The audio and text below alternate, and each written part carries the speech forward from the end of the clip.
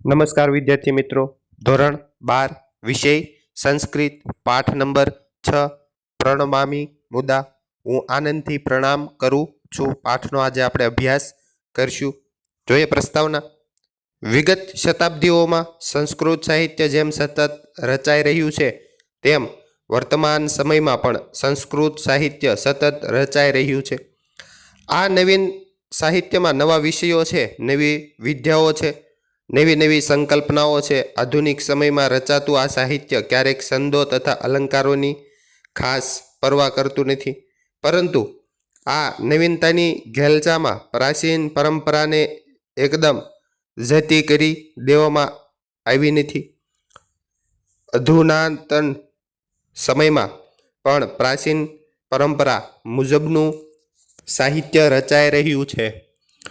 આવા સર્જકોમાં આપણા ગુજરાતના પ્રસિદ્ધ વિદ્વાન શ્રીમદ ભગવતી પ્રસાદ દે પંડ્યાનું નામ અગ્રસ્થાને વિરાજે છે. હિંમતનગર પાસે આવેલા રાયગઢના વતની ભગવતી પ્રસાદે પોતાની બાલ્યાવસ્થામાં કાશીમાં રહીને સંસ્કૃતનો અભ્યાસ કર્યો છે.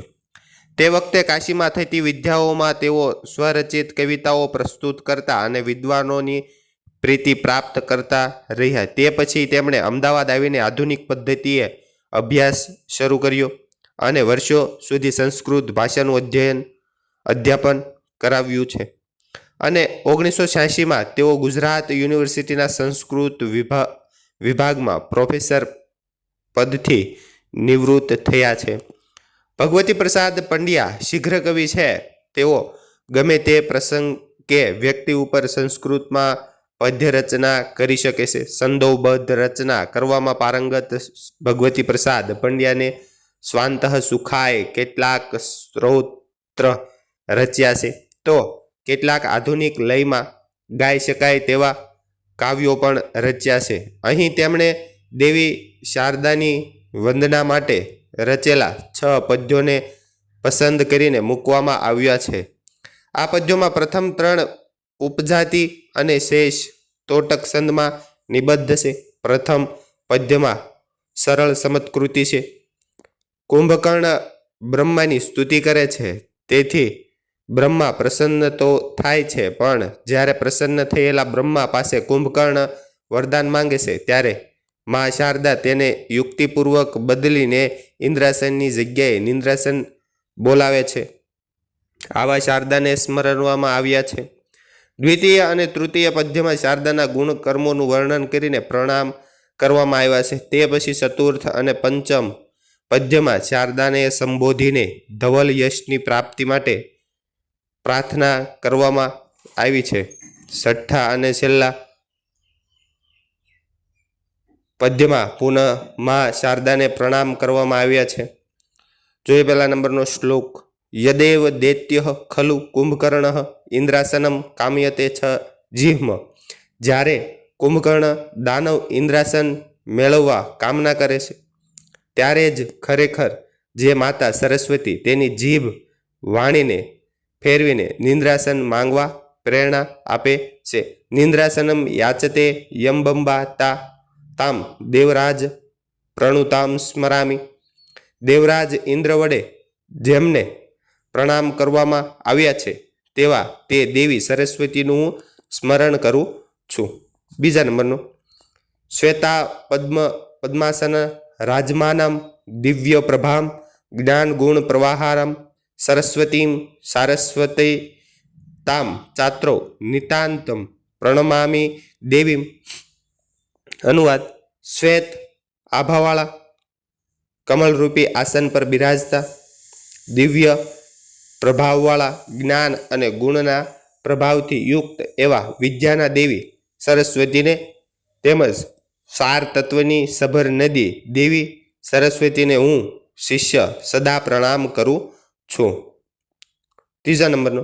મુદા ધરંતીમ સ્ફટિકા ક્ષમાલામ સદા અસંતિમ વિમલાબ્જ નેત્રામ સુસંસુતા ભાવુક ભક્તા ગીતૈ ચાત્રૌ નિતાંતમ પ્રણામી દેવી. મૂલ્યવાન શ્વેત ફટિકના મણકાની માળાઓને પ્રસન્નતાપૂર્વક ધારણ કરનાર, પવિત્ર, કમળ સમાન નેત્રોવાળી, સદા હસતી, ભાવિક ભક્તજનોના ગીતોથી સારી રીતે સ્તુતિ કરાયેલી તે દેવી સરસ્વતીને હું શિષ્ય સદા પ્રણામ કરું છું. ચોથા નંબરનું, વરદે સુખ દે અભય દે ધનમ દે શરણાગત રક્ષણ કાર્ય રતે.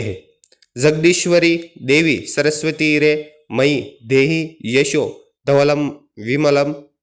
અનુવાદ: હે વરદાન આપનારા, હે સુખ સમૃદ્ધિ આપનારા, હે નિર્ભયતા આપનારા, હે ધન સંપત્તિ પ્રદાન કરનારા, હે શરણે આવેલા લોકોના રક્ષણ કરવાના કાર્યમાં મગ્ન રહેનાર એવા હે દેવી જગદીશ્વરી માતા સરસ્વતી, મારામાં નિર્મળ શ્વેત યશને ધારણ કરાવો.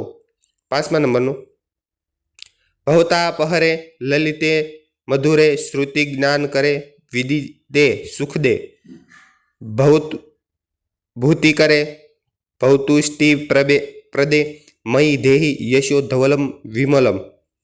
હે સંસારના તાપને હરનારા, હે લાલિત્યથી પૂર્ણ દેવી, હે મધુરા, હે વેદજ્ઞાન આપનારા, સુપ્રસિદ્ધ એવા હે સંસારનું કલ્યાણ કરનારા, સંસારમાં સંતોષ સમૃદ્ધિ આપનારા, સંસારને તેમજ શિવને સંતોષ આપનારા હે સરસ્વતી દેવી, મારામાં નિર્મળ શ્વેત યશને ધારણ કરાવો. છઠ્ઠા નંબરનું, સુરવૃંદતે કરુણાધિયુક્તે મનસા વચસા હૃદયેન સદા ભવતોપસમ તવ પાદયુગમ પ્રણમામી મુદા રુચિરે સરસે. દેવગણો વડે મન, હૃદય અને વાણીથી સર્વદા નમન કરાયેલા હે દયાના સાગર રૂપ સંસાર રૂપી સાગરને પાર ઉતારનાર નૌકા સમાન તમારા ચરણ યુગલને મનોહર મધુર દેવી હું આનંદથી પ્રણામ કરું છું, પ્રસન્નતાથી વંદન કરું છું. નિંદ્રાસન યાચતે, નિંદ્રાસન માંગવા પ્રેરે છે. અહીં સંદર્ભ એવો છે કે કુંભકર્ણને ઇન્દ્રાસન પ્રાપ્ત કરવાની ઈચ્છા થઈ, તેથી તેમણે બ્રહ્માને પ્રસન્ન કરવા માટે તપ કરવાનો પ્રારંભ કર્યો. એ જોઈ દેવરાજ ઇન્દ્રને ચિંતા થઈ. ઇન્દ્રે ઉપાસના કરીને મા શારદાને પ્રસન્ન કર્યા અને ઇન્દ્રાસનની રક્ષાનું વચન લીધું. પેલી બાજુ કુંભકર્ણની તપસ્યાથી બ્રહ્મા પ્રસન્ન થયા. એ પછી જ્યારે બ્રહ્મા પાસેથી ઇન્દ્રાસન માંગવાનો અવસર આવ્યો ત્યારે કુંભકર્ણ જીભ ઉપર મા શારદા બેસી ગયા અને કુંભકર્ણ પાસે ઇન્દ્રાસનને બદલે નિંદ્રાસન એમ બોલાવી દીધું. પરિણામે કુંભકર્ણ ઇન્દ્રાસન નહીં પરંતુ નિંદ્રાસન પ્રાપ્ત થયું. તે સતત નિંદ્રાધીન રહેવા લાગ્યો. આમ મા શારદાને કારણે કુંભકર્ણનું સમગ્ર તપ નિષ્ફળ બની રહ્યું. આ ઘટનાના શાબ્દિક શક્તિનું મહત્વ બતાવવામાં આવ્યું છે. સાર એ છે કે બ્રહ્માને ભલે પ્રસન્ન કરી લઈએ, પણ જો શારદાને પ્રસન્ન નહીં કરીએ તો ધાર્યું પરિણામ મળી શકે નહીં. વળી કુંભકર્ણ જેવી આસુરી વૃત્તિવાળા બનીશું તો પણ સરસ્વતીની કૃપા કુંભકર્ણની જેમ આપણા માટે અનર્થકારી બનશે. બીજા નંબરનું છે દેવરાજ પ્રણુતા. માતા સરસ્વતીને માટે આ વિશેષણ વપરાયું છે. તેનો અર્થ દેવરાજ ઇન્દ્ર દ્વારા નમન કરવામાં આવેલા. અહીં આ વિશેષણથી સરસ્વતીનો મહિમા બતાવવાનો ઉપક્રમ છે. આમ તો ઇન્દ્ર સ્વયં ઐશ્વર્ય સંપન્ન છે. તેમને હવે કોઈ વસ્તુ પ્રાપ્ત કરવાની કામના નથી. આમ છતાં તેઓ શારદાની ઉપાસના કરે છે, કેમ કે તેઓ એનું મહત્વ સારી રીતે સમજે છે. જો દેવરાજ ઇન્દ્રને શારદા કે સરસ્વતીનો મહિમા સ્વીકાર હોય તો આપણે પણ એના મહત્વને શાનમાં સમજી જવું જોઈએ. સરસ્વતી. દ્વિતીય પદ્યમાં સરસ્વતી શબ્દ 2 વાર વાપરવામાં આવ્યો છે. તે બંનેના જુદા જુદા 2 અર્થ છે. એક સરસ્વતી એટલે કે જ્ઞાનની દેવી અને બીજું સરસ્વતી એટલે જળના પ્રવાહરૂપ નદી. આમ અહીં સરસ્વતી શબ્દને બે અર્થમાં વાપરીને યમક અલંકારની સરસ યોજના કરવામાં આવી છે. તેહી યશો ધવલમ. યશ એટલે કે કીર્તિ પણ બે પ્રકારની હોઈ શકે, એક ધવલ અને બીજી કૃષ્ણ. સારા કાર્યો કરીને થતી પ્રસિદ્ધિ માણસો ધવલ યશ છે, જ્યારે ખરાબ કર્મો કરીને મળતી પ્રસિદ્ધિ માણસનો કૃષ્ણ યશ છે. આજે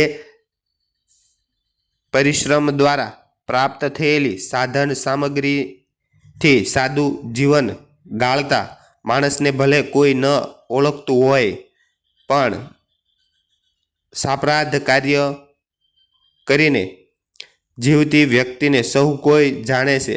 આમ અપરાધીન વ્યક્તિઓ પણ યશ તો હોય જ છે, પણ તેને કૃષ્ણ યશ કહેવો ઘટે તેવો યશ અહીં સંક્ષેપ નથી. ફલતઃ ધવલ યશની કામના કરવામાં આવી છે. સંસ્કૃત સાહિત્યની પરંપરામાં સુકીર્તિને ધવલ રંગથી વર્ણવવામાં આવે છે.